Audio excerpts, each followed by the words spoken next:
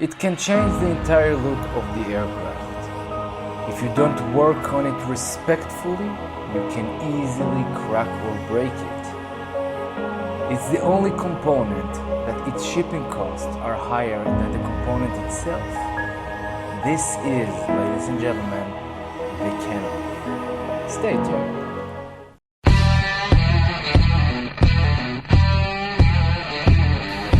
Alright guys, enough with the drama. In this video I'm going to show you some tips and how I installed my canopy to its frame. I know two methods to install the canopy to its frame. The first is bonding with glue and the second with screws. I personally chose the screws because I felt more comfortable about it. Alright, I got a well oversized canopy. You can see what is the size of the original canopy and what is the actual size that I needed from it.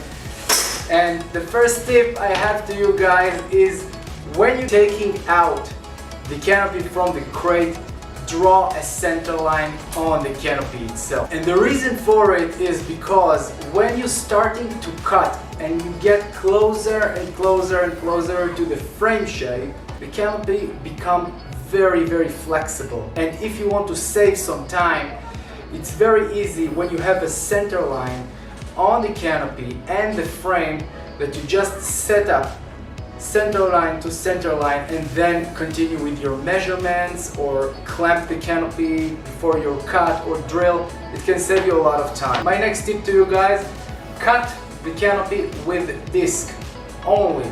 Don't think about cutting it with jigsaw or any kind of saw. It can break or crack the canopy. Use the disc. This one I got from the manufacturer and it's a standard 80 grams aluminum disc.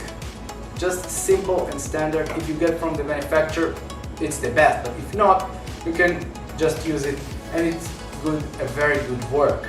Now, as I said before, the canopy comes well oversized and with some sort of base. The first cut I suggest you to do, don't even put the frame into the canopy because this base makes the canopy very stiff and very hard to work with. So the first cut I suggest you to do, guys, is to remove that base and then the canopy become more flexible. When you're starting to cut, I highly recommend to you guys, work slow. Take your time. Don't try to do it in just single cut. To get this shape, I think I cut this canopy about 5 times because each cut makes the canopy more flexible and you can match the frame to the canopy more and more precisely with the cuts. Make the final cut only when the canopy sits perfect on its frame, then clamp it and mark the canopy. And even so, I suggest you to leave some spacing and not cut precisely to the frame size. Then after the frame sets as you desire on the canopy, you can start thinking about drilling or bonding, whatever you choose. I choose screws, so I need to drill the frame first and then drill the canopy. So from what I read, the expansion of the plexiglass is different than the expansion of the steel frame. So the hole size that you need to drill on the plexiglass should be bigger than the screw size that you plan to put here. It allows the canopy some freedom to expand and it will prevent cracks in the future. Plexiglass requires special drill bit. As you can see here, the drill bit is more sharper. You can find it in aircraft spruce in about $7. Don't try to drill a standard drill bit that you can risk yourself to crack your canopy. To drill the plexiglass, as I said before, we clamp it with many clamps as we could find, so the canopy will not move at all from the frame. Then we drill the same size of the hole we did on the frame. So the hole we did on the frame is acting now like a jig, so the drill bit will not move.